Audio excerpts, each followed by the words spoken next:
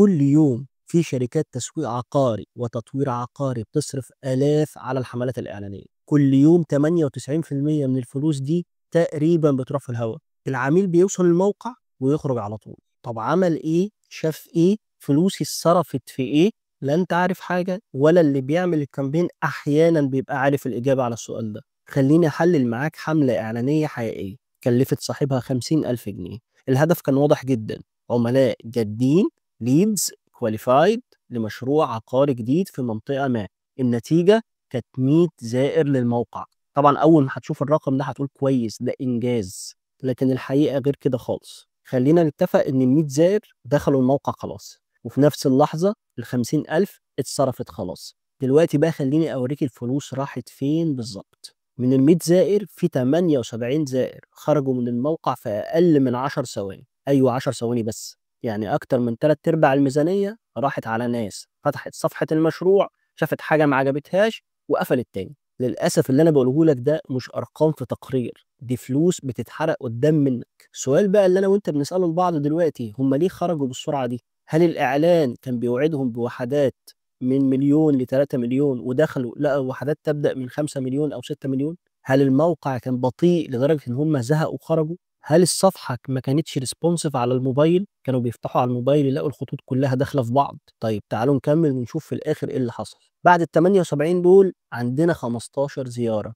دول كانوا بقى أحسن شوية، شافوا صفحة المشروع، بصوا بصة سريعة، لكن ما حسوش بأي دافع يخليهم إن هم يكملوا وياخدوا إجراء على صفحة المشروع. يعني ما بصوش على أنواع الوحدات، ما عرفوش خطط السداد، ما بعتوش أي استفسار، ما تواصلوش عن طريق الواتساب. دخلوا بصوا وخرجوا، ودي فرصة بيع تانية راحت مننا. آخر مرحلة بقى في الحملة هي 5 زوار من أصل 100 قرروا يسيبوا بياناتهم. دول بقى اللي بنسميهم ليدز. من الخمسة دول بعد مكالمات ومتابعات وإلى آخره، 2 بالكتير قوي هم اللي وصلوا لمرحلة التعاقد.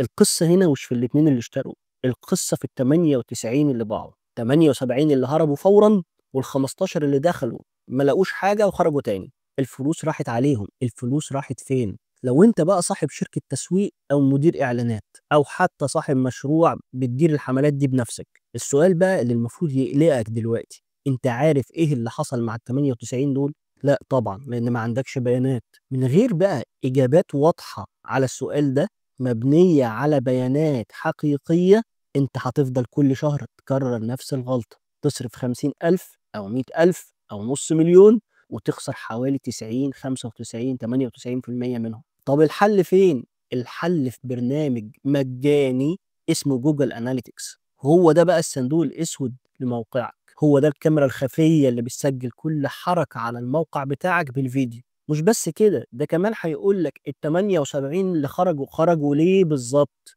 طب جايين من انهي اعلان؟ طب كانوا بيستخدموا موبايل ولا ديسكتوب؟ انهي صفحة بالظبط اللي خرجوا منها وقعدوا فيها قد ايه؟ هيقول لك اذا كانت المشكلة في سرعة تحميل الصور، او ما بتفتحش اصلا، او زرار الواتساب مش شغال على الموبايل مثلا، او ما بيظهرش، او في اخطاء برمجية بتخلي الفورمة ما تكملش اصلا، او هم بيكملوا ويقول لهم خلاص تمام الرساله اتبعتت ومفيش حاجه بتجيلك على الايميل. ايه اللي بيحصل؟ الفلوس بتروح فين؟ لما تعرف بقى السبب الحقيقي هتقدر تصلحه، ولما تصلحه الشهر الجاي لما تصرف 50,000 بدل الخمسة هيبقوا 20، هيبقوا 30، هيبقوا 50. هتضاعف النتائج بتاعتك. جوجل أناليتكس ده هو اللي بينقلك من عالم التخمين وأظن وباين لعالم البيانات والأرقام. هيفهمك ليه بتخسر عملائك. السؤال هنا مش انت هتستخدم جوجل اناليتكس ولا لا، السؤال الحقيقي هنا الواقعي: انت ازاي هتقدر تكمل وتصرف فلوس من غير ما تعرف بتروح فين وازاي؟